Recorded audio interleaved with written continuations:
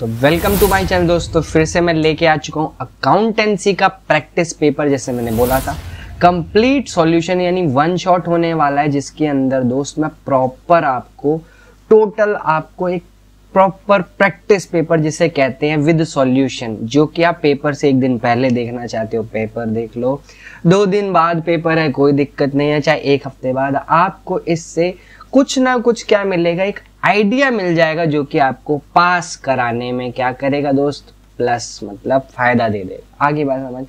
तो बात करते हैं, स्टार्ट करते हैं बिना टाइम वेस्ट किए डायरेक्ट सॉल्यूशन पर।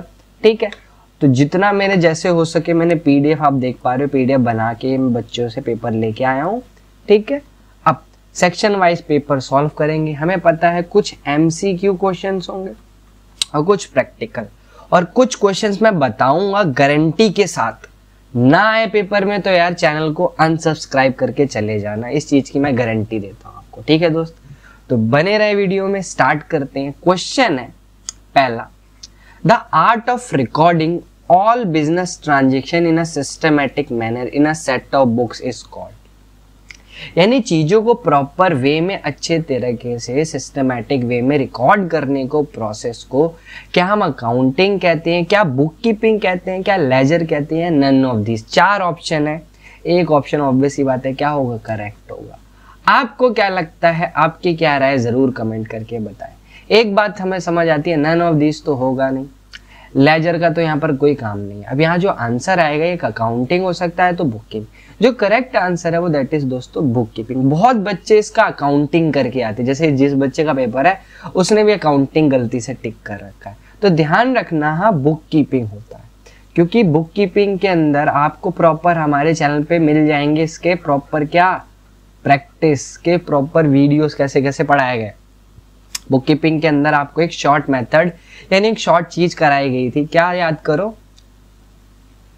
आर, ठीक है, सॉरी आर था नहीं, दैट इज IMRC, यही होता है बुक कीपिंग के अंदर। अब आप सोच रहे होगे सर ये कौन सा फॉर्मूला लिख दिया, आइडेंटिफाई, मेजरिंग, रिकॉर्डिंग और क्लासीफाई।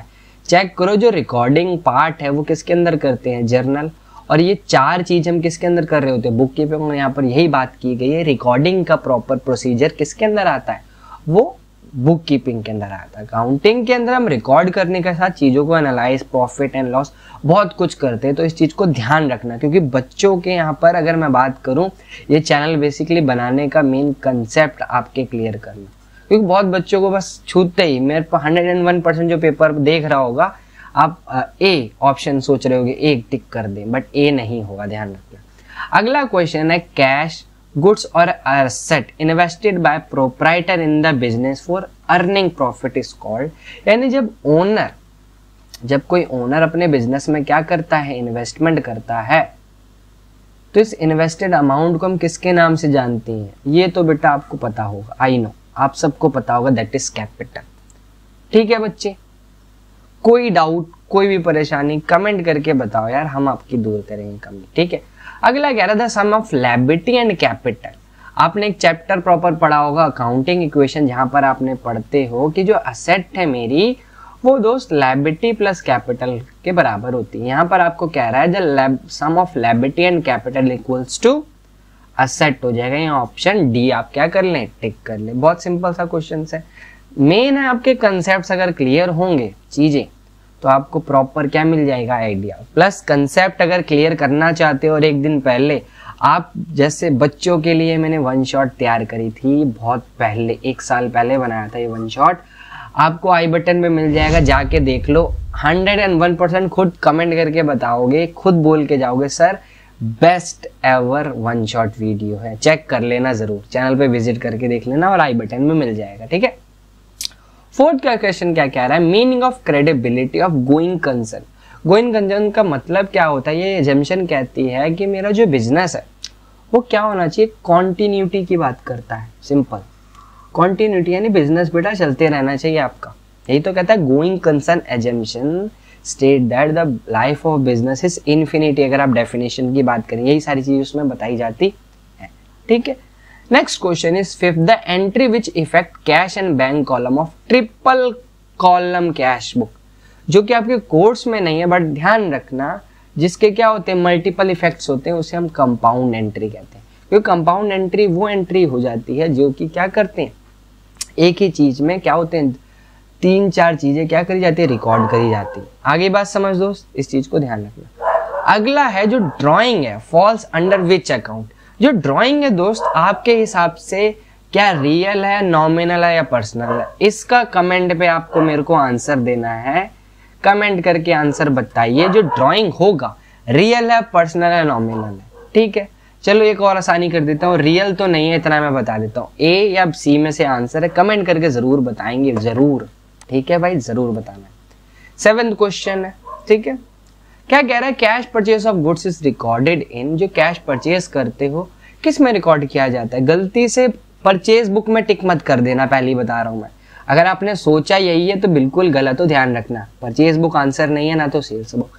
जो कैश परचेज होता है बेटा वो कैश बुक के अंदर रिकॉर्ड किया जाता है, क्योंकि जो परचेज बुक है we record only credit transaction purchase book. समझ गए, बहुत बच्चों को छूटते ही मतलब यही गलत फहमी है, इस चीज को हमें दूर करनी है। ठीक है, अगला है credit purchase of furniture shall be recorded in.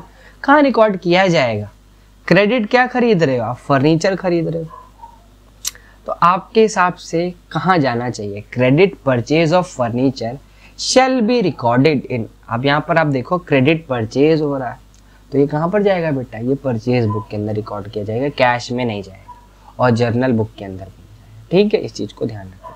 अगला है जो आप बुक नहीं है दोस्त, यहाँ पर बैंक आएगा। ठीक है, थोड़ा सा मिस प्रिंट है, कोई नहीं।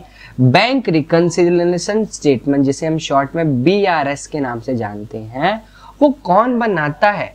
क्या वो बैंकर्स बनाते हैं, अकाउंटेंट ऑफ बिजनेस बनाते हैं, या ऑडिटर्स बनाते हैं, रजिस्ट्रार बनाते हैं। तो ये दोस्तों अकाउंटेंट बनाते हैं BRS। ठीक है, बैंकर्स का काम तो भाई पासबुक वगैरह ये सारी चीजें को शॉर्ट आउट करना होता है।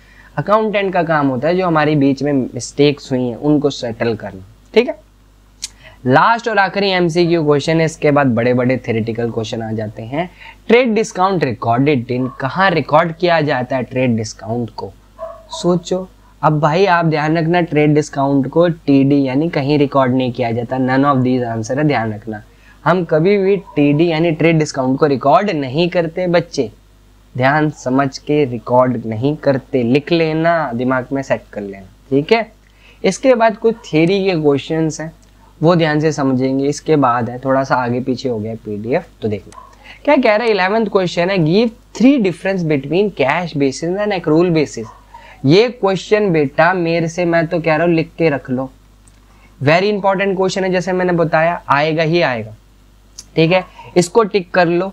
एक क्वेश्चन और बताता हूँ इसके बाद, इसको टिक कर लेना, इसको मैं सॉल्यूशन आपको बताने जा रहा हूँ, ध्यान से देखेंगे। जब मैं बात करता हूँ एक्रूल बेसिस की, एक्रूल बेसिस कहता है we record cash and credit both transactions. हम दोनों टाइप की ट्रांजेक्शन रिकॉर्ड करेंगे, एक्रूल बेसिस का ऐसा मानना है। कैश बेसिस जैसे नाम से पता चल रहा है we record only cash transactions, कह रहा है कि भाई कैश रिकॉर्ड करना है, क्रेडिट रिकॉर्ड नहीं करना है। भाई समझ गए, आगे बात समझ। आगे इन्हीं को हमने 3 पॉइंट से डिफाइन किया अलग अलग। एक्सेप्टेबिलिटी की बात करूँ तो एक्रूल बेसिस मोर एक्सेप्टेबल है, क्योंकि भाई इसके अंदर आपको रियल चीजें मिलती हैं, क्योंकि उधार सामान बेचना भी तो पैसा कमाना होता है। अब आप देखो जो फाइनेंस इंडस्ट्रीज है हमारी, क्या वो पैसा नहीं कमाती होंगी, भाई अंधा पैसा कमा रही हैं। तो भाई अगर कैश बेसिस फॉलो कर रही होती है उनका तो बिजनेस ही नहीं होता। ठीक है, जो कैश बेसिस होती है वो एक्सेप्टेबल नहीं होता हर जगह। ठीक है, रिलायबिलिटी की बात करूं तो एक्रूल बेसिस ज्यादा रियल होता है अकॉर्डिंग टू कैश बेसिस।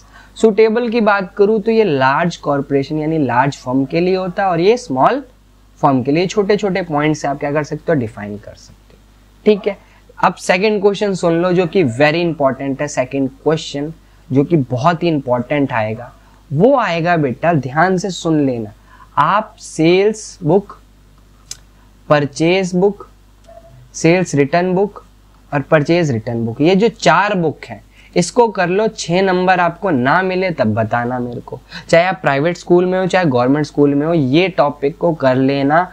बहुत सिंपल फॉर्मेट है, उठा के एंट्री बस क्या करनी है, कॉपी पेस्ट करनी है। एक क्वेश्चन इस पेपर में भी आपको समझाऊंगा, करवाऊंगा। ठीक है, ये छोड़ना नहीं है, ध्यान रखना। ठीक है, आगे क्वेश्चन है, थियोरेटिकली क्वेश्चन है, एक्सप्लेन करना है दो कंसेप्ट। और ये क्वेश्चंस भी आएगा, एक ये भी क्वेश्चन आएगा चैप्टर 3 जो अकाउंटिंग प्रिंसिपल है, आपको सेट ऑफ कुछ प्रिंसिपल्स दे देते हैं और बोलते हैं क्या करो, इनको डिफाइन करो। तो इसके नोट्स आपको चैनल पर मिल जाएंगे, जाके विजिट कर लेना ध्यान से, ठीक है। एक एक चीजों को वन शॉट में आपको दिया गया है, चैनल पे विजिट कर लेना, ठीक है भाई। तो इसकी डेफिनेशन के साथ दोनों को समझा देता हूँ मैं फटाफट से, तो बहुत ध्यान से देखेंगे एक एक टॉपिक को, ठीक है। छोटा छोटा है, ज्यादा बड़ा नहीं है। क्या कह रहा है समझते हैं। कह रहा है गोइंग कंसर्न। गोइंग कंसर्न का मतलब क्या होता है, जो बिजनेस है ना वो क्या होना चाहिए भाई, इन्फिनिटी। बिजनेस की लाइफ क्या होती है, इन्फिनिटी होती है। जैसे मान लो मैं भी आपको पढ़ा रहा हूँ यूट्यूब पर, क्या मैं चाहूंगा कि मैं आपको पढ़ाना बंद कर दूं?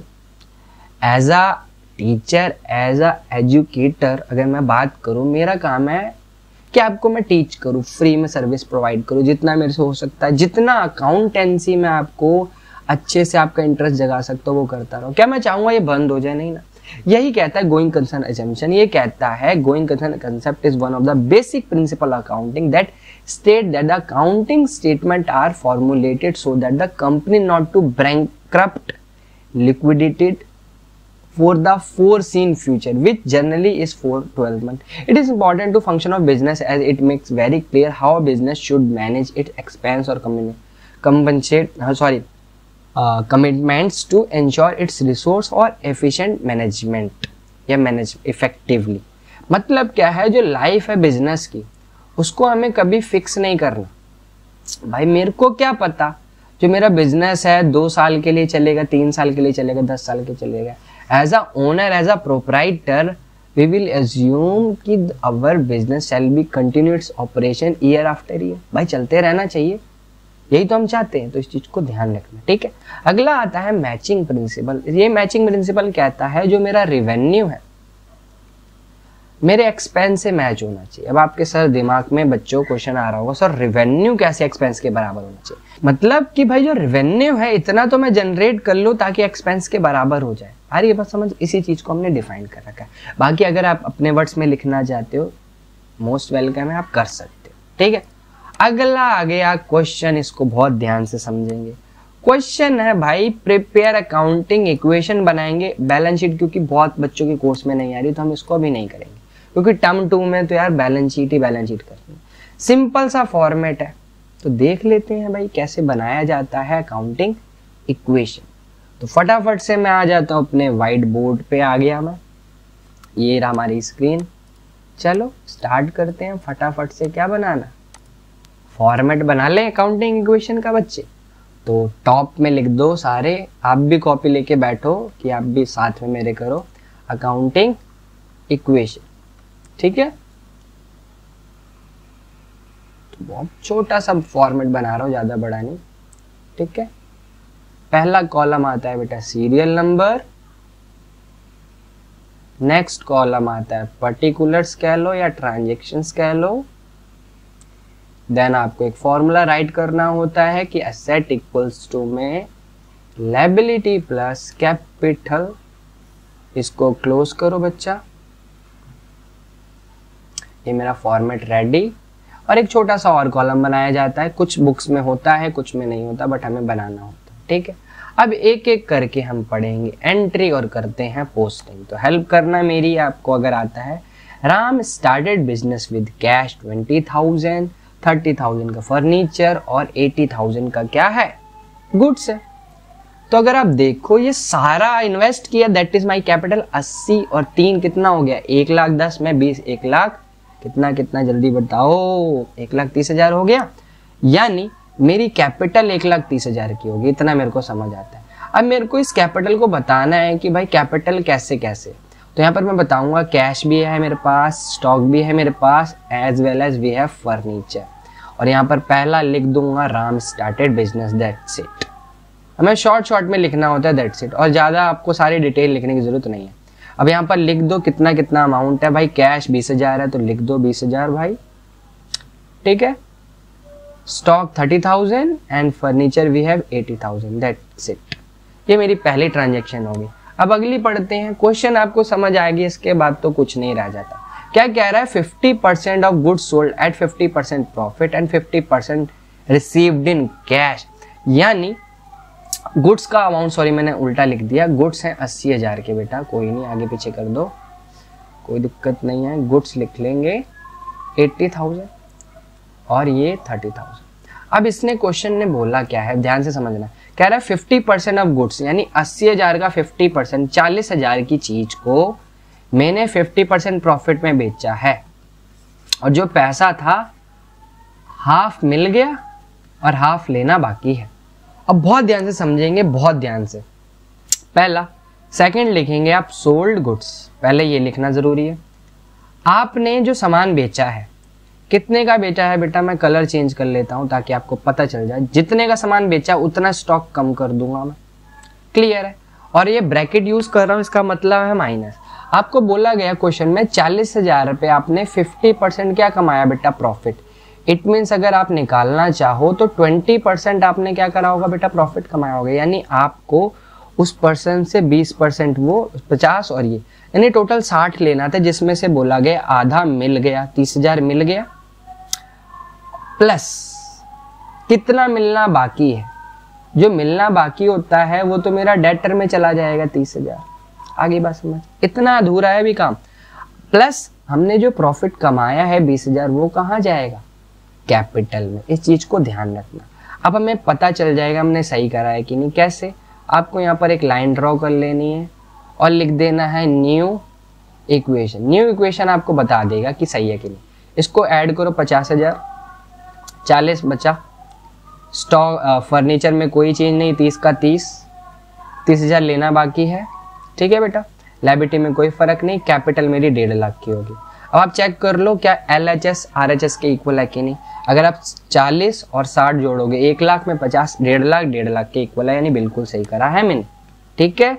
अगला है सैलरी पे करी 10,000, हाफ पेड इन एडवांस, यानी आपने क्या करा, सैलरी पे करी है कितनी, 10,000, हाफ पेड इन एडवांस। तो दो ट्रीटमेंट है, पहले तो आप सैलरी पे करो, यहाँ लिखो सैलरी पे। बच्चे को यही समझ नहीं आता, अगर सैलरी गया तो 10,000 कैश गया होगा और इसका डायरेक्ट इफेक्ट पड़ेगा मेरी कैपिटल पे, दैट्स इट। उसके बाद बोला गया हाफ पेड इन एडवांस, यानी इसका आधा एडवांस पे किया है, दैट इज प्रीपेड। प्रीपेड हुआ है, 5,000 पे किया होगा, प्लस आगे बात समझ। दूसरा इफेक्ट अगर आप देखो इसका कहां पढ़ना चाहिए, अगर आपने सैलरी पे करी है बेटा किसी को एडवांस, यही हुआ है। एडवांस पे करने का मतलब अब उसका आपके लिए क्या बनाना पड़ेगा, आपको यहाँ एक प्रीपेड सैलरी का कॉलम बनाना पड़ेगा और उसमें आप क्या कर दोगे, ऐड कर दोगे 5,000। ध्यान रखना, ये छोटी सी चीज काम आएगी आपके बहुत, 0 0 0। अब आप क्या कर लो, लाइन ड्रॉ कर लो और ऐड ऑन कर दो। 50 में से 15 गए तो बेटा 35, फिर 40, ठीक है बच्चे, प्लस 30,000। कोई ट्रीटमेंट ना समझ आए कमेंट जरूर करना, 30,000 प्लस में 5,000, ठीक है बेटा, 0 प्लस 1,40,000। इसको अगर आप ऐड भी करते हो 1,40,000 ही आएगा। यहाँ हमें लिखना है न्यू इक्वेशन, दैट्स इट। कोई दिक्कत किसी भी ट्रीटमेंट में आप पूछ सकते हो। लास्ट और आखिरी ट्रीटमेंट है वेजेस पेड 2,000 और आउटस्टैंडिंग है 1,000, ठीक है भाई। तो ये थी मेरी 4th transaction. Account new question 4th transaction क्या है, पहले तो पेड वेजेस 2,000 पे करोगे यहाँ से माइनस, 2,000 पे करोगे यहाँ से माइनस, ठीक है। उसके बाद क्या है, आउटस्टैंडिंग है। आउटस्टैंडिंग के अंदर क्या किया जाता है, 2,000 क्या 1,000 रुपये आप लायबिलिटी में ऐड करो, प्लस 1,000 रुपये आप यहाँ से माइनस कर दो, दैट्स इट। इतना ही करना पड़ता है आपको जब भी आउटस्टैंडिंग हो। माइनस कर दो तो बेटा 33,000 plus 40,000, then 30,000, again we have 30,000 और 5,000, ठीक है बच्चे। यहाँ पर 1,000 प्लस 2 और 3 कितना हो गया, 3,000 माइनस करोगे तो 1,37,000। ये आ रहा है बेटा 1,38,000। बगल वाला भी कैलकुलेट करवा के दिखा देता हूँ आपको, 30 और 30 40, 1 लाख। तो ये हो गया 1 लाख में 33 और 5 जोड़ोगे तो बेटा 38, आप देख सकते हो 1,38,000, 1,38,000 बिल्कुल करेक्ट है, आपके सामने करा है। कोई भी डाउट है आप पूछ सकते हो मुझसे, ठीक है। अगला क्वेश्चन है, बहुत ही प्यारा क्वेश्चन है। ट्रायल बैलेंस कुछ बच्चों के पेपर में आ रहा होगा, कुछ में नहीं आ रहा होगा। हमारा काम है करवाना, करवा देते हैं बढ़िया से, कोई दिक्कत नहीं है। एक लाइन में आपको समझ आ जाएगा, एक लाइन में समझ आ जाएगा, ठीक है। तो बनाते हैं फटाफट से ट्रायल बैलेंस। कैसे बनाना होता है, आता है तो बहुत बढ़िया, नहीं आता तो यार हम सामने क्यों बैठे हैं आपके, बताने के लिए। करना क्या है, हेडिंग डालेंगे ट्रायल बैलेंस। कोई दिक्कत बच्चे, कोई दिक्कत नहीं होनी चाहिए। चलो, बहुत सिंपल सा फॉर्मेट होता है, बस आपको ऐसे, आपका फॉर्मेट रेडी है। सीरियल नंबर, थोड़ा सा राइटिंग मेरी बहुत ही खराब आ रही होगी, I know. Head of account, मैं थोड़ा सा जल्दी जल्दी करवा रहा हूँ आपको चीज़ें, ताकि ज़्यादा बड़ी वीडियो भी ना बने और आपको जो चाहिए कम टाइम पर वो मिल जाए। मेरा फोकस इस पर, ठीक है। ये फॉर्मेट होता है। आपको क्या करना है, सारे आइटम्स को कॉपी पेस्ट, DRCR, कोई दिक्कत। अब हम क्या करेंगे, ये सारे आइटम्स लिख लेंगे एक एक करके, ठीक है बच्चे। लिखने के बाद उनके अमाउंट हमें देखने, जैसे ओपनिंग स्टॉक असेट होता है तो हमेशा ये किस में जाएगा बेटा, डेबिट में। रिटर्न आउटवर्ड, रिटर्न आउटवर्ड का मतलब आपने खरीदा हुआ सामान क्या कर दिया, आउटवर्ड, यानी आपने खरीदा होगा तो वापस दिया। इसी को हम परचेज रिटर्न कहते हैं, जो कि क्या होगा, क्रेडिट। सैलरी हमेशा डेबिट होता है बेटा, क्योंकि एक्सपेंस है। Creditor credit, bank debit, carriage inward debit, rent receive income है क्रेडिट, डिस्काउंट अलाउ किया तो डेबिट, परचेज आपका debit, bill payable credit, debtor आपका डेबिट, कैरेज आउटवर्ड हो चाहे debit, capital credit, machinery debit, return inward ये क्या होगा, डेबिट होगा, ध्यान रखना। इसे सेल्स रिटर्न कहते हैं। डिस्काउंट रिसीव है तो credit, trade expense debit expense है, सेल की इनकम और बिल्डिंग आपकी एसेट तो डेबिट। जैसे डेबिट क्रेडिट जो लिखा है इसको क्या करना है, इसमें उतार देना है सारा, ठीक है बच्चे। तो एक एक करके मैं सारे आइटम लिख देता हूँ फटाफट से। सबसे पहला आइटम आप देख पा रहे होगे, ओपनिंग स्टॉक है, ठीक है, ओपनिंग स्टॉक। आपको बस इसी तरह से सारी क्या करनी है, लिस्टिंग करनी है। अभी मैं आपको सारी लिस्टिंग एक एक करके करवा देता हूँ, ठीक है बच्चे। ठीक है,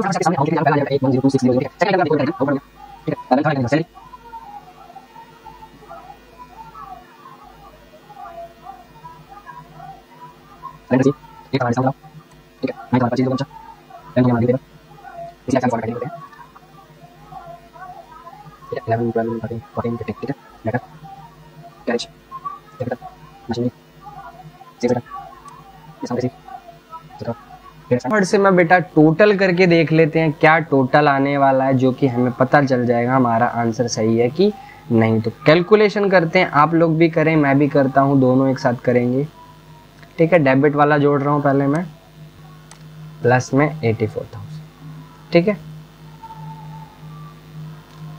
तो अगर मैं टोटल करूँगा तो दोनों का अमाउंट क्या आ जाएगा, ऑलमोस्ट बेटा सेम आ जाएगा। तो ये मेरा क्या आ गया, ये ट्रायल बैलेंस हो गया, ठीक है। इस टाइप से आप क्या करते हो, इस ट्रायल बैलेंस को बना सकते हैं, ठीक है।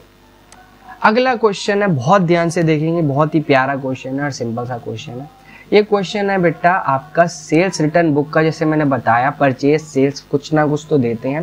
क्वेश्चन कह रहा है goods return by Ganga Prasad company 2 table fans, ठीक है, at the rate ₹600 each, okay. Then less trade discount of 50%, ठीक है। Prabhat electronic Agra return defective room cooler, ठीक है। तो दोनों ही क्या करना है, हमें रिटर्न को रिकॉर्ड करना है। कैसे करना होता है, सबसे पहले आपको क्या बनाना पड़ेगा, एक कॉलम बनाना पड़ेगा, हेडिंग डाल देंगे बेटा सेल्स रिटर्न बुक। जल्दी जल्दी करेंगे, बहुत सिंपल सा फॉर्मेट होता है, ज़्यादा बड़ा होता नहीं। आपको लाइन ड्रॉ करनी है, बस आपका ये तैयार हो गया, ठीक है। ये आपका तैयार हो गया, दैट्स इट। इतना ही करना है आपको, ज़्यादा नहीं। ज़्यादा से ज़्यादा सीरियल नंबर बना दो आप, ठीक है। यहाँ पर आ जाएगा आपका सीरियल नंबर, ये पर्टिकुलर्स, और यहाँ डिटेल अमाउंट की, और यहाँ पर फाइनल अमाउंट जो भी देना पे करना होता है। सबसे पहले आपको यहाँ पर लिख लेना होता है जिससे आप खरीद रहे हो। गुड्स रिटर्न बाय कौन कर रहा है, गंगा प्रसाद कंपनी दिल्ली का बंदा है, तो उस बंदे का नाम लिख दूंगा मैं फटाफट से। क्या लिख दूंगा, गंगा प्रसाद, दैट्स इट। कितने का क्या कैसे कह रहा है, 2 टेबल, तो यहाँ जो भी डिटेल है वो लिख लो, 2 table fan at that 1000, it means 2000 का हो जाए। इस पे ये क्या कह रहे हैं, इस पे भी ये लेस करवा रहे हैं, टीडी करवा दो 15%, कितना हो जाएगा बेटा 300, 0 से 0 काट दिया आपने, 2 से आप मल्टीप्लाई करोगे 30 यानी 300 रुपये। यहाँ पर आपको लाइन ड्रॉ करनी है, 1700 यहाँ लिख दोगे, दैट्स इट। अगला सेकेंड आइटम आप लिखो, क्या है आइटम है, कहाँ पर, Prabhat electronic Agra return by room cooler of इतना, ठीक है भाई। तो यहाँ पर फटाफट से नाम डाल दो, किसका, जिस पर्सन से आप क्या कर रहे हो, खरीद रहे हो, तो प्रभात हो गया आपका यहाँ पर, ठीक है। क्या खरीद रहे हैं हम, यहाँ पर हम क्या रिटर्न कर रहे हैं, बेसिकली कूलर है हमारे पास, और जो कूलर की प्राइसिंग इन्होंने डायरेक्ट 4250 दे रखी है, 4250। आपको यहाँ पर लाइन ड्रॉ करनी है स्ट्रेट, इसको टोटल कर देना है, बात खत्म। बस मेन फॉर्मेट के नंबर होते हैं इसमें आपके, और कुछ भी नहीं। यहाँ लिख दोगे आप सेल्स रिटर्न, जो ऑलवेज क्या होगा बेटा, डेबिट, ठीक है। दैट्स इट, क्वेश्चन हो गया आपका खत्म, ठीक है। अब एंट्रीज हैं, जर्नल एंट्री, इनको तो यार यहीं पर ही निपटवा दूंगा मैं, आपकी टेंशन ना लो, एक एक क्वेश्चन को ध्यान से देख लेंगे, खत्म करते हैं। Journal entry very easy. Sunil started business with cash 1 lakh, goods 20,000 और फर्नीचर। एंट्री की अगर मैं बात करूं क्या हो जाएगा, 2 कैपिटल में आप पहले तो अमाउंट डाल दो सारा, कितना है 30,000, 20,000, 1 लाख, 1.5 लाख रुपए, ठीक है बेटा। डेबिट कर दो कैश, कितना है बच्चे 1 लाख, ठीक है। ऐसी गुड्स यानी स्टॉक के अंदर आप डाल दो बेटा, कितना है 20,000। देन फर्नीचर आप लिख दो बच्चे, कितना 30,000, ये आपकी पहली जनरल एंट्री होगी, फॉर्मेट में आप कर देना। सेल्स लिखा है यानी कैश टू सेल्स आया होगा, समझ रहा है ना, एंट्री आप समझ जाना, cash account debit to sales account. Salary यानी सैलरी टू कैश, यानी आपने क्या करी होगी बेटा, सैलरी को पे किया होगा कैश के through, salary account debit to cash. Goods destroy by fire, ठीक है 700, तो एंट्री क्या होगी, profit and loss account debit to purchases, क्योंकि 700 का क्या हो गया, नुकसान हो गया। उसके बाद कंपनी ने कितना पे कर दिया बेटा आपको, बैंक में या कैश में पैसा आ गया होगा, कितना 500 टू कंपनी क्लेम आ जाएगा 500 रुपये का। फिर चेक रिसीव फ्रॉम हीना, अगर आपने चेक रिसीव किया हीना से, यहाँ पर इसने ये नहीं बोला कि वी हैव डिपॉजिटेड, तो यहाँ पर ध्यान रखना, आपको यहाँ लिखना है चेक इन हैंड टू, किसने दिया भाई, हीना ने दिया, बहुत इजी है जर्नल एंट्री, ध्यान रखना। रेंट पेड बाय चेक, आप रेंट अकाउंट डेबिट कर दोगे, और 2 में बेटा क्या आ जाएगा, बैंक आ जाएगा। अगला goods purchase from Raju ₹2000 and paid in cash, ठीक है, purchase account debit to cash, ध्यान रखना, क्योंकि आपने खरीदा आइटम और उसकी पेमेंट कर दी है, that's it. Cheque receive from Heena send to bank, send to bank का मतलब है आपने क्या कर लिया, डिपॉजिट कर दिया, डिपॉजिट कर दिया तो बैंक अकाउंट डेबिट, तो आपने क्या भेजा होगा, चेक, कौन सा चेक, चेक इन हैंड, ध्यान रखना इस एंट्री को। अगला है issue a cheque of ₹500 for electricity bill, इसका कहने का मतलब है, इशू चेक करने का मतलब आपने पेमेंट करी है चेक की। अगर आपने चेक से पेमेंट करी है इलेक्ट्रिसिटी बिल की, तो इलेक्ट्रिसिटी बिल क्या कर दो बच्चे, डेबिट, और 2 क्या आ जाएगा, बैंक, क्योंकि बैंक से पैसा कम हो जाएगा, ठीक है। लास्ट और आखिरी इंपॉर्टेंट एंट्री है डिसऑनर। जब बोला जाए cheque receive from Heena became dishonour, तो आपको क्या करनी होती है, यही जो एंट्री है इसको क्या कर दो, रिवर्स कर दो, कि आपको हीना से क्या लेना है, पैसा लेना बाकी है, और 2 आप अपने बैंक को क्या कर दो, क्रेडिट कर दो, क्योंकि बैंक पर पैसा आया ही। ये सारी एंट्रीज आप क्या कर सकते हो, फॉर्मेट में कर सकते हो, कोई डाउट आएगा आप मेरे से पूछ सकते हो। लास्ट के 2 क्वेश्चन बचे हैं, फटाफट से कंप्लीट करा देता हूं बेटा। ये क्वेश्चन भी आपको पेपर में, अगर आपको पास होना चाहते हो, इच्छा है, बीआरएस के बेटा ये स्टेटमेंट्स आपको समझ लेनी है अच्छे से, एक एक आपको इजीली हो जाएगा। ये पेपर में वेरी इंपॉर्टेंट क्वेश्चन है, देगा ही देगा, लिख के ले लो। एक ये क्वेश्चन और एक आपका डबल कॉलम कैश बुक, जो कैश बुक है ये तो मस्ट है, 6-6 मार्क्स में आपको मिलने हैं, 6-6 मार्क्स में। लास्ट और आखिरी 2 क्वेश्चन है, फटाफट से कंप्लीट करा देता हूँ। अभी तक वीडियो में बने हो, चैनल को सब्सक्राइब कर लेना और वीडियो को शेयर कर देना दोस्त के पास। फटाफट से इसका सॉल्यूशन करते हैं। We have to prepare BRS यानी बैंक रिकंसिलेशन स्टेटमेंट, तो बनाने जा रहा हूँ, बहुत ध्यान से देखेंगे, ठीक है, समझते हैं। चलिए बच्चे, तो हम बनाने जा रहे हैं क्या, बीआरएस, ठीक है। बहुत ही प्यारा सा फॉर्मेट होता है इसका, बहुत ही प्यारा सा। ठीक है, कुछ स्कूल में ये प्लस माइनस से कराया जाता है, कहीं ये बेटा डेबिट क्रेडिट से कराया जाता है। आपको जो भी मेथड अच्छा लगे उससे करें, कोई वो नहीं है। जैसे मैं भी प्लस माइनस से ही कराऊंगा आपको, ठीक है बच्चे। तो सबसे पहले सीरियल नंबर, इसके बाद आ जाता है पर्टिकुलर्स नॉर्मल, देन 2 कॉलम बना देंगे बच्चे, एक आपका डीआर एक आपका सीआर, यानी माइनस और प्लस, दैट्स इट। अब क्वेश्चन स्टार्ट होता है, एक एक ट्रांजैक्शन उठाओ और लिखते चलो। बेसिक इसका आपको पता होना चाहिए कि अगर आप डेबिट से स्टार्ट करते हो तो क्रेडिट में एंड हो गए, क्रेडिट से स्टार्ट होते हो तो डेबिट में। क्वेश्चन ने बोला बैलेंस एज पर आपको क्या दे रखा है, पासबुक दे रखा है। इट मीन्स मेरे को पासबुक से कहाँ जाना पड़ेगा बेटा, कैश बुक में। तो जो चेंजेस होंगे हम कैश बुक में ही कर रहे होंगे, जानने के लिए मेरे को चेंजेस पासबुक में करने पड़ेंगे, ठीक है बच्चे। अब क्या कह रहा है, balance as per cash book कितना दे रखा है बेटा, 10,000 रुपये। तो सबसे पहली एंट्री है, पहली लाइन आपकी जो आ रही होगी यहाँ पर, वो क्या आ रही होगी, ध्यान से समझेंगे।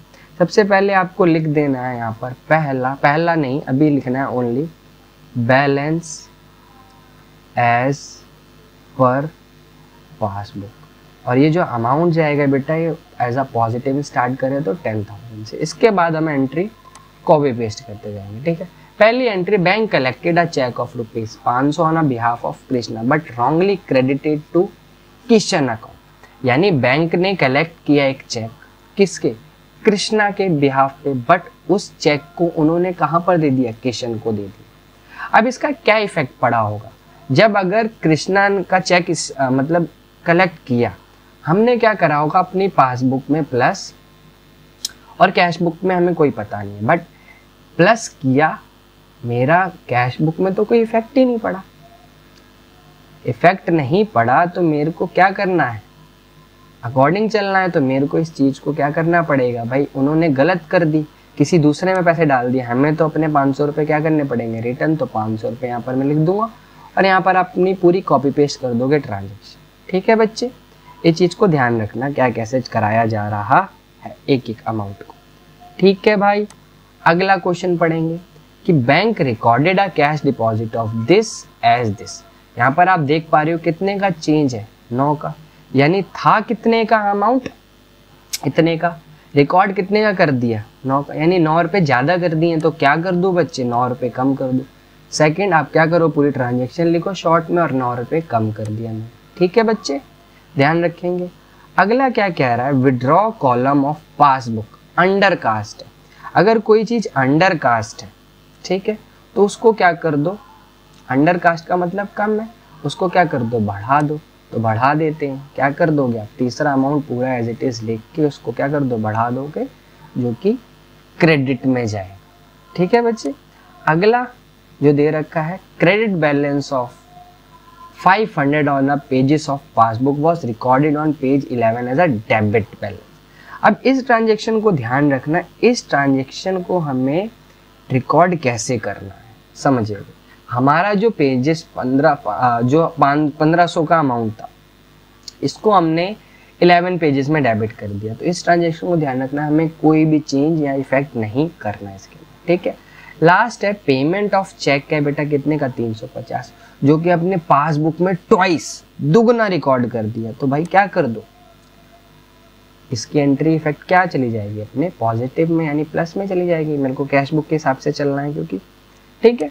इसके बाद नेक्स्ट अमाउंट जो आ जाएगा भाई, पासबुक कितना, क्रेडिट चेक कितने का, 1000 का, deposit by Krishna another customer of bank. तो हम क्या कर देंगे, अपना रिकॉर्ड कर देंगे फटाफट से 5th ट्रांजेक्शन को अपने 1000, ठीक है। लास्ट और आखिरी ट्रांजेक्शन है, दैट इज कि भाई क्या कह रहा है, डिविडेंड कलेक्टेड बाय बैंक, यानी क्या हुआ होगा, पासबुक से कैश बुक में जा रहे हैं, अगर कलेक्ट किया तो यहाँ प्लस हुआ होगा, यहाँ पर माइनस चल रहा होगा। मेरे को यहाँ से यहाँ जाना है तो मेरे को क्या करना पड़ेगा, प्लस वाले आइटम को क्या कर दो, माइनस कर दो। तो 125 माइनस कर दो। लास्ट स्टेप क्या होता है बेटा, इसको क्या कर लो आप, टोटल कर दो, और जो आपका बैलेंस प्लस से स्टार्ट हुआ था यहाँ पर आएगा ऑटोमेटिकली। अगर आप प्लस कर दो तो 10,850 आएगा, और इसको अगर आप प्लस करो, ऐसे ही देख लेते हैं, 1100, तो ये हो गया 1109, 125 जोड़ो, 5 4 9, 1 3 और बेटा 2, 34। तो यहाँ पर जो अमाउंट ज़्यादा आता है वो लिख दो पहले, 10,850, 10,850, ठीक है। और यहाँ पर लिखोगे कैश बुक, ठीक है, sorry balance as per cash book लिखोगे। पासबुक से स्टार्ट किया था तो balance as per cash book ही आएगा। इसको माइनस कर दो 4, ठीक है बेटा, 4 में से 3 गया 1, 8 में से 2 गया 6, 10 में से 1 गया 9, तो 9616 यही मेरा अमाउंट अप्रॉक्स आ जाएगा, ठीक है। एक एक ट्रांजेक्शन को देख लेना। कुछ बच्चों को ये क्वेश्चन अलग तरीके से कराया हो तो आप उस तरीके से भी कर सकते हो, कोई दिक्कत नहीं है, ठीक है बच्चे। अगला क्वेश्चन है और आखिरी क्वेश्चन है इस चैप्टर का, जो कि आपकी बुक का ही क्वेश्चन है, टीएस ग्रेवाल का। बहुत ही प्यारा क्वेश्चन है। डबल कॉलम कैश बुक क्या करनी है हमें, बनानी है। इसकी कैसे बनाते हैं, एक एक करके क्या करते हैं, फटाफट से मैं डायरेक्ट आपको इसको बना के दिखा देता हूँ, ठीक है। तो कैसे बनाया जाता है, first of all we have to prepare format. तो यहाँ पर हेडिंग डाल देंगे कैश बुक और आप ब्रैकेट में क्या लिख देंगे, डबल कॉलम, ठीक है, डबल कॉलम। इसमें बनाया कैसे जाता है एक एक करके देखेंगे। बड़ा सा आपको एक स्ट्रेट लाइन खींचनी है, ठीक है भाई। बहुत प्यार से देखना है इस क्वेश्चन को, लास्ट क्वेश्चन है क्योंकि बीच से हाफ, देन डेट मस्ट होता है इसमें, तो यहां पर डेट आ जाएगा, ठीक है बेटा। इसके बाद आएगा पर्टिकुलर्स, डन। देन बेटा कैश का कॉलम एक और बैंक का कॉलम, ठीक है, क्रेडिट साइड हो गई। सेम कहानी मैं आपके लिए यहीं साइड में एज अ डेबिट में भी कर दूंगा। बैंक का आएगा, ठीक है, इसमें कॉन्ट्रा एंट्री आपको ध्यान रखनी है। दूसरा हमारे पास आ जाएगा कैश और हमारे स्टार्टिंग का डेट। डेट बहुत मैटर करता है, इधर डेट हमें ध्यान रखना पड़ता है, एक एक डेट वाइज सारी एंट्री की जाती है, ठीक है बच्चे। ये तो फॉर्मेट रेडी हो गया। अब कलर चेंज कर लेते, पोस्टिंग करता जाऊंगा मैं एक एक करके आपके लिए। अब क्या कह रहा है, बहुत ध्यान से एक एक को देखेंगे। स्टार्ट हुआ है क्वेश्चन भाई बैलेंस से 2022 मार्च 1 का, तो फटाफट से मैं बैलेंस लिखूंगा 15 और 5, तो 15,000 कैश का बैलेंस है बच्चे और 5,000 बैंक का बैलेंस है। लिखा क्या जाएगा बेटा, 2022 1 मार्च, यही आप चेक कर सकते हो डेट, हाँ ठीक है, ओके। यहाँ पर हम लिखेंगे टू बैलेंस बीडी। यहाँ तक में तो किसी को दिक्कत नहीं आनी चाहिए। और ध्यान रखना, आप फॉर्मेट के मार्क्स होते हैं, अगर आप इतना भी लिख के आते हो एक आधा मार्क्स देगा टीचर, ठीक है, ये अच्छी बात होती है। अगला है परचेज गुड्स ऑफ रुपीज इतना and receive cash discount of 220। अगर आपने परचेज करे हैं गुड्स, हमें ध्यान रखना है ये जो डिस्काउंट वाला पार्ट है हमें हटा देना, तो इतने में से मैं डिस्काउंट हटा दूंगा, तो 6,500, क्योंकि हम डिस्काउंट वगैरह शो नहीं करते। अगर आपने गुड्स परचेज किया है, कैश गया होगा, और जब कैश जाता है तो यहाँ लिखा जाएगा 6,500, क्योंकि कैश कम होता है तो यहाँ, और जब बढ़ता है तो यहाँ। क्यों गया, क्योंकि हमने क्या करी, बाय परचेज, ठीक है बेटा। कब करी, डेट के साथ लिखेंगे मार्च 3, और डेट का फॉर्मेट आपको पता होने चाहिए 2022 3 मार्च, डन। अगली ट्रांजैक्शन इसी टाइप से समझते हैं, डिपॉजिट इन अ बैंक। इसे हम कॉन्ट्रा एंट्री के नाम से जानते हैं। यहाँ पर एंट्री जो होगी बैंक टू कैश, इस एंट्री के डबल इफेक्ट होते हैं, इसको आपको दोनों में रिकॉर्ड करनी है। यहाँ पर आप लिखोगे टू कैश और यहाँ लिखोगे बाय बैंक। इसका एक ट्रिक बताता हूँ जिससे आपकी कभी भी ये गलत नहीं होगी। एक छोटा सा और कॉलम बना देता हूँ, क्योंकि कॉन्ट्रा भी आया तो यहाँ पर आपको एक छोटा सा कॉलम बनाना पड़ेगा, LF करके यहाँ C लिखना पड़ेगा आपको, ठीक है। इसी तरह से C लिखना पड़ेगा जब भी कॉन्ट्रा एंट्री आती है। C डिनोट करता है बेसिकली ये क्या है, कॉन्ट्रा एंट्री। अब आपको यहाँ पर ध्यान रखना पड़ेगा, सबसे पहले डेट डाल देता हूँ, 5 तारीख है, 5 मार्च। जब यहाँ पर कैश लिखा है तो ध्यान रखना अमाउंट कहाँ जाएगा, बैंक में। जब यहाँ बैंक लिखा है तो कहाँ पर डाल दो, कैश में। इससे कभी भी आपके अमाउंट में गड़बड़ आएगी नहीं, ठीक है बेटा। ये ट्रिक आप भी इस्तेमाल कर सकते हो। अगला लिखा है कैश, यानी आपने सामान बेचा, इसका मतलब पैसा आया होगा 1,000, तो भाई 7 मार्च को हमारे पास पैसा आया है टू सेल्स, ठीक है। सॉरी, इसको देखते हैं, चलो चलिए तो देखते हैं इसको फटाफट से बच्चे। यहाँ पर आ जाएगा टू सेल्स, पैसा कैश के थ्रू आया है तो 10,000। यहाँ पर बस आपको पता होना चाहिए पैसा कहाँ जाएगा। अगला है कैश विड्रॉ फ्रॉम बैंक, आपने पैसा विड्रॉ किया 2,000, that is also a Contra entry. Entry यहाँ पर क्या होगी, कैश टू बैंक। तो इसी चीज को हम यूज करेंगे, यहाँ पर लिखेंगे 10 मार्च, यहाँ टू बैंक आएगा बेटा। अगर बैंक यहाँ लिखा है यहाँ लिखो सी, बैंक लिखा है तो कैश में अमाउंट जाएगा 2000, बाय आएगा कैश और सी लिखो, और कैश है तो बैंक में जाएगा 2000 क्योंकि बैंक से निकाला गया है, और 10 मार्च। इससे कभी गलती नहीं होगी आपकी एंट्री में, ठीक है बच्चे। अगला है नेक्स्ट है भाई, receive 3 month post dated cheque of ₹20,000 from Raj, discounted from a bank, paying a discounting charge of 750। अब ये क्वेश्चन आ गया, क्या हमें इसे रिकॉर्ड करना चाहिए या नहीं करना चाहिए। सबसे पहले जो चार्जेस है उसको हटा दो हमारे पास, क्योंकि चार्जेस वगैरह हम इसके अंदर शो नहीं करते। आपको मैंने जैसे बताया था ये अलग शो किया जाएगा।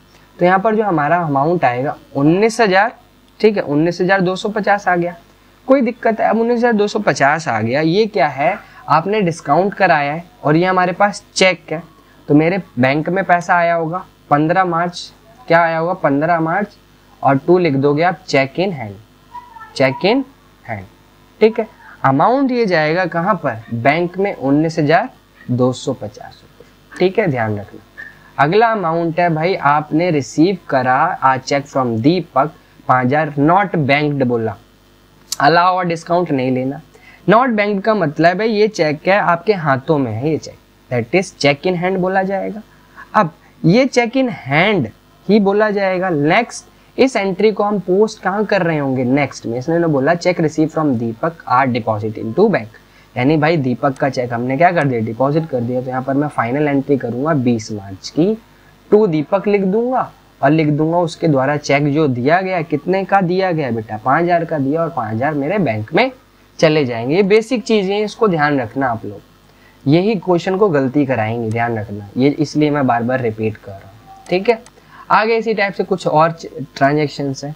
अगला कह रहा है paid to Chandra by cheque ₹250, discount receive of 100, हमें मतलब नहीं, हमने चंद्रा की पेमेंट करी है 2,500 की, तो भाई 22 मार्च बाय चंद्रा आएगा क्योंकि पेमेंट गई है भाई, आई नहीं। और पेमेंट कहाँ से कटेगी, ऑब्वियस ही बात है मेरे बैंक से कटेगी 2,500 रुपये, ठीक है। अगला withdraw from bank for office use, आपने बैंक से निकाला है और ऑफिस यूज के लिए यानी ड्राइंग होगा, तो भाई 25 मार्च, बाय क्या लिख दो, ड्राइंग, ठीक है। कितना गया था, ये हमारा 1,000 रुपये निकाला है भाई ने, ठीक है, ओके। नेक्स्ट है सोल गुड्स टू अशोक, आपने अशोक को 10,000 का सामान बेचा तो पैसा आया 28 मार्च को। यहाँ क्या लिखोगे, टू अशोक लिखोगे, गलती से कैश मत लिख देना, ठीक है, ध्यान रखना। अपना कितना अमाउंट है बेटा देख लो, टू अशोक है ना, सॉरी, तो यहाँ पर 10,000 है ना, 10,000 का मतलब यहाँ पर जो एंट्री हुई होगी अशोक के, यानी अशोक टू सेल। अब चेक करो, गलती से मैं क्या करता, इसको पोस्ट कर दो, इस एंट्री को लिखा ही नहीं जाएगा। रीजन बेटा ये क्रेडिट ट्रांजैक्शन है और क्रेडिट का कोई काम नहीं होता, ठीक है बच्चे। अगला परचेज गुड फ्रॉम चंद्रा, ये भी एंट्री नहीं करी जाएगी। लास्ट है रिसीव करा अशोक से, ये एंट्री करेंगे जो कि डिपॉजिट कर दिया बैंक ने। तो यहाँ पर 31 मार्च की एंट्री हो जाएगी बच्चे, टू अशोक, ठीक है, 5,000 रुपये हमारे पास आ गए। लास्ट और आखिरी स्टेप होता है बेटा, आपको क्या करनी है, टोटलिंग करके दिखा रहा हूँ आपके सामने। सबसे पहले हम क्या करते हैं, कैश वाले को खत्म करते हैं। तो कैश वाला आप चेक करो, डेबिट कितना है, क्रेडिट आपको दिख पा रहा होगा 11,500। डेबिट अगर आप देखोगे तो 10,500 आपका टोटल 27,000, 27 ज्यादा है तो 27 इधर भी लिख दो, 27 इधर भी लिख दो।